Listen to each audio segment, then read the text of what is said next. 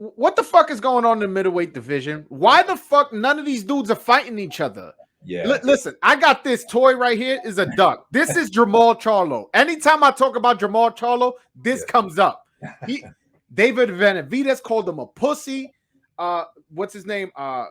Andrade said he's willing to go to Showtime. He's willing to have him fight on the Zone for big money. Right. What's going on in the middleweight division? This is the worst division, like probably one of the most talent-rich division, but one of the worst divisions in terms of making fights. What's going on?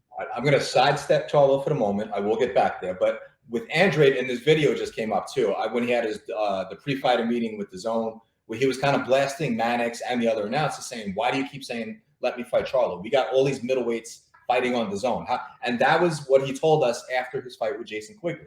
We did the post-fight interview, and that was his thing. He said he's not mentioning Charlo's name anymore. He's like, it's time to take care of business on our side. We got, Gennady Golovkin, we got all these other middleweights. How come I'm not these guys? Yeah, right. Munguia, especially. Munguia was his mandatory. Yeah, so, Munguia let somebody skip him in line, man. What the fuck is going on? Yeah, he let Liam Williams skip, and then now he's going to let Janabek skip him too. It's unbelievable. He said he wants to go to WBC route.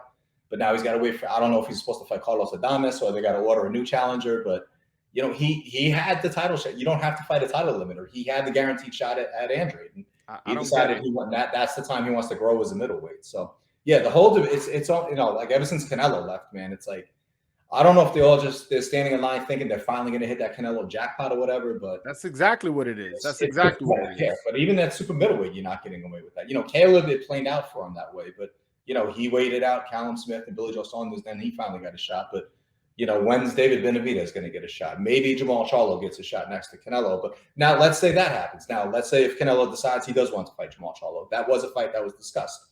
Then what's everyone else's excuse at middleweight? Now you got to fight each other, But all these guys, they would just kind of rather stand in line. So I know we're supposed to get Gennady Golovkin and, Ryota Murata, but even when they do fight, who really cares? Yeah, they're unifying two belts, but it's not like a fight that's going to set the industry on fire. Yeah. I ain't understand that. Triple G, at his age, he should only be chasing big fights or big money fights. And a fight with either Andrade or Charlo would be both legacy building fights as well as financially rewarding, especially the Charlo fight. I don't understand why Triple G was going the route of fighting Murata when that's not going to excite the public whatsoever, and is definitely not going to get him any closer to getting the third fight with Triple G.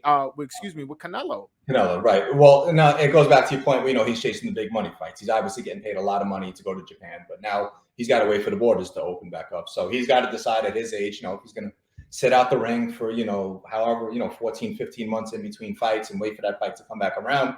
That's on him. But in the meantime, nobody really cared about him since that second, Canelo fight. He went to the Zone and people are like, okay, well, now the third fight.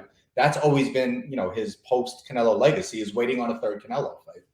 Yeah, but that's the thing. That's what everybody's doing. That's what Charlo's doing. That's what Benavidez is doing. That's what Triple G is doing. It's like everybody's just waiting. No, how about y'all fight each other while y'all waiting? Can y'all entertain us? Could y'all get another belt? Could you become lineal? Could you become undisputed? Could you make moves? I don't understand. Yeah, now at middleweight, that is gonna, that's gonna become the requirement. But at super middleweight, I will say, Canelo has expressed interest. He did say that that when he was, talking to PBC, if he was going to do a multi-fight deal, he mentioned Caleb Plant, he mentioned Jermall Charlo, he mentioned David Benavidez. All three of those guys were mentioned. So I kind of don't blame Jermall Charlo and David Benavidez not happening yet. I want to see it.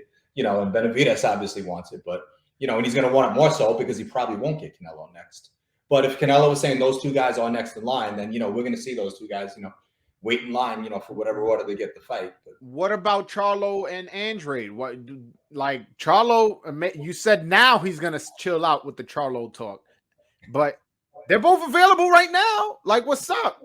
Yeah, well, Andrade has to take the mandatory. Now, the moment that whispers came that they were going to order that mandatory, they needed to line up Andrade's fight immediately. He beat Jason Quigley in 2 rounds. He said all the guys he wanted to fight.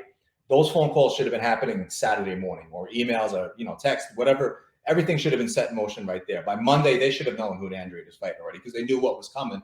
And now he's locked into a mandatory fight against a guy whose name a lot of us can't pronounce. Janabek is a very good fighter. But again, going back to, you know, if we're going to bring in casual, you know, sports fans, I don't know about very good. He's all right. He's all right. He's a serviceable middleweight. Yeah, serviceable. It's that's just a better word. Middleweight title fight. It's, you know. Yeah, it's, and that's all Andrade's good. So I don't, you know, I know he was looking to try to move up to super middleweight. He wanted to fight Zach Parker, but again, you know, if the WBO says, okay, we're going to do it, but we need an answer by this date, and you're kind of dragging your feet, you know, the deals have to get done, you know, and that's the thing with the sanction bodies, that, you know, they're not playing that, you know, we keep, you know, they keep saying, okay, well, yeah, we got a deal in place. It's like, okay, when's the date? Oh, we don't have a date yet. Well, then you don't have a fucking deal in place. No, you're right. But I guess what you're saying is Eddie should have sent the contract to Al or Louis DeCubas or whoever handles Charlo's career. Well, obviously they've given up on that. But if the fight with Zach Parker was for real, that was, you know, a fight that they needed to sort that out, you know, well before, you know, the WBO said this fight's going to purse bid. So I don't blame the WBO for, you know, they're not going to wait around. Now, granted, something could still happen in the next week, but then it's going to be up to the WBO to say, well, no, we're not going to, you know, approve this interim title fight.